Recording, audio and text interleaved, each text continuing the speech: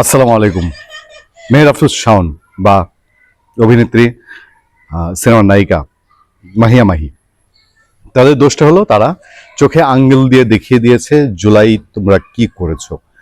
জুলাইয়ের আগের meticulous design, তার মধ্যে দিয়ে জুলাই আন্দোলনের নামে লুকিয়ে থেকে পুলিশ হত্যা, সাধারণ মানুষকে স্নাইপার দিয়ে হত্যা, এবং জুলাইয়ের পরে জুলাইয়ের ব্যবসা সাজিয়ে সারা বাংলাদেশটাকে নরক বানানো, লুটপাট করা, অনিয়ম করা, মপ করা, এইসবের নায়কদেরকে চোখে আঙ্গুল দিয়ে দেখিয়ে দিয়েছে যে তোমরাই জুলাইকে নষ্ট করেছো। জুলাই জুলাই যারা করো তারাই জুলাইকে নিয়ে ব্যবসা করেছো। এইটা চোখে আঙ্গুল দিয়ে এই দুই নায়িকা বলেন, শিল্পী বলেন, গায়িকা বলেন, তারা একদম দেখিয়ে দিয়েছে। মানে দু চার লাইনের একটা ফেসবুক স্ট্যাটাস জুলাইয়ের সেই বিভৎস চেহারাগুলোকে উন্মাদ বানিয়ে দিয়েছে। আমরা গতকালকে এক আলোচনায় বলেছি যে তার ছিঁড়ে গেছে। ওই যে সালাউদ্দিন আম্মারের মতন লোকজন মবের হুমকি দিচ্ছে, কি বিভৎস কুৎসিতভাবে একজন নারীর নাক মুখ ফাটিয়ে দেওয়ার হুমকি দিচ্ছে।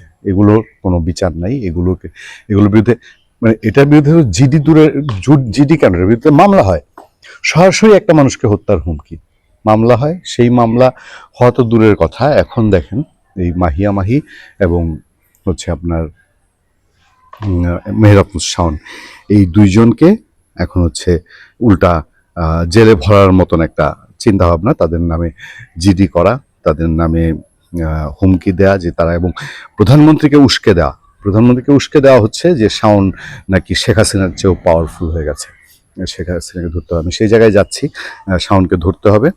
আচ্ছা, জুলাই অবমাননা অপপ্রচারের অভিযোগে শাওন মাহির বিরুদ্ধে জিডি। জুলাই আন্দোলনকে অবমাননা অপপ্রচারের অভিযোগে অভিনেত্রী মেহের আফরোজ শাওন, চিত্রনায়িকা মাহিয়া মাহি এবং শান্তা ফারজানা নামে এক নারীর বিরুদ্ধে শাহবাগ থানায় সাধারণ ডায়েরি করা হয়েছে। রাষ্ট্র সংলাপ ফোরাম নামের একটি সংগঠনের পক্ষ থেকে জিডিটি করা হয়। মানে কি পরিমাণ এদের আতে ঘা লেগেছে এটা স্পষ্ট বোঝা যায়। এদের প্রতিক্রিয়া যা হচ্ছে গত 2-3 দিন ধরে। বিষয়টি তদন্তের জন্য ডিএমপির গোয়েন্দা শাখার গোয়েন্দা সাইবার ক্রাইম বিভাগে পাঠানো হয়েছে বলে জানিয়েছেন শাহবাগ থানা পুলিশ। আচ্ছা, শুক্রবার এই জিডি করা হয়।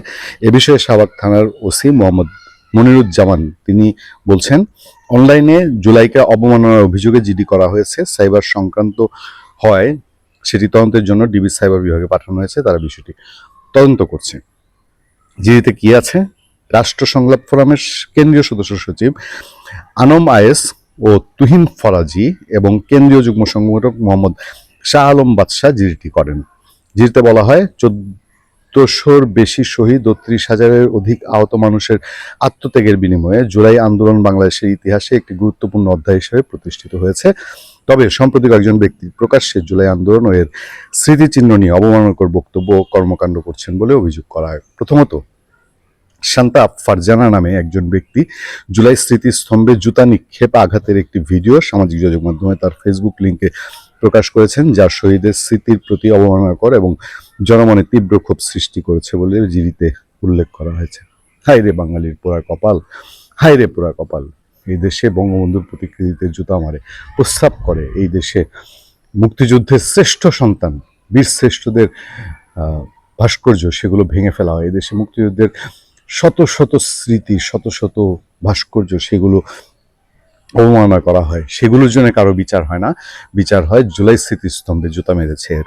দ্বিতীয়ত, মেহের আফরোজ শাওন সামাজিক যোগাযোগ মাধ্যমে বিভিন্ন ভিডিও বার্তায় জুলাই আন্দোলনকে পরিকল্পিত বা সাজানো নাটক হিসেবে উপস্থাপন করেছেন এবং রাষ্ট্র আন্দোলন নিয়ে অবমাননাকর বক্তব্য দিয়েছেন বলে অভিযোগ করা হয়েছে। এটা তো গত 2 বছর ধরে বহু মানুষ দিচ্ছে, আমরা দিচ্ছি, সারা বাংলাদেশে বহু জ্ঞানী গুণীজন তারা বলছে যে জুলাই একটা পরিকল্পিত হত্যাকাণ্ড। বিএনপির লোকজন বলছে, বিএনপির অ্যাডভোকেট ফজলুর রহমান বলছে, বিএনপির আপনার নীলফার চৌধুরী মনি বলছে। তৃতীয়ত, মাহিয়া মাহি তার সামাজিক যোগাযোগ মাধ্যমে এমন কিছু বক্তব্য দিয়েছেন বলে অভিযোগ রয়েছে যেখানে তিনি জুলাই আন্দোলনে অংশগ্রহণকারী বিভিন্ন ব্যক্তি ও সংগঠনকে কটাক্ষ করে তাদের অভিনয়ের সঙ্গে তুলনা করেছেন।